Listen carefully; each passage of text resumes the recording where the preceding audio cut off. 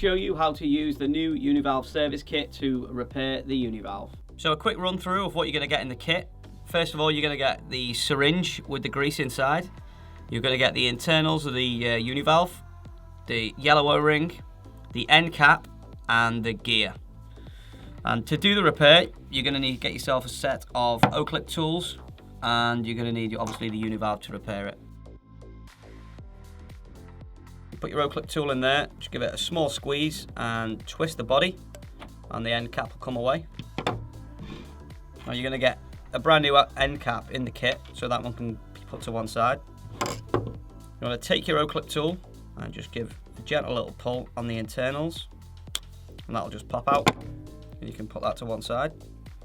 You just want to keep your end case in for all the new parts to go into.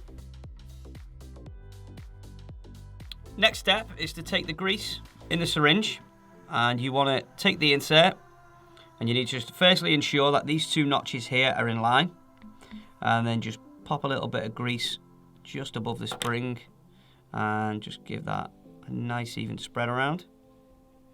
And this can be popped straight in to the housing, just like that. You need to take the gear, and we need to put the same bit of grease on here, just like so. And then we can just spread that around. Now what we need to do is we need to put this inside the body, but we need to make sure two things. One, that the groove is in line with the window, and the teeth go in first, just like that.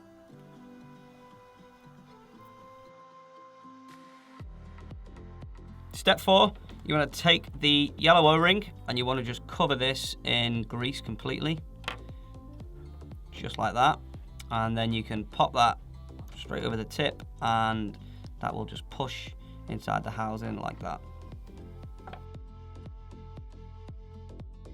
Final step is to take your end cap, your new end cap, and just push it over the tip, and you can just push that into place and twist until the teeth drop into the window.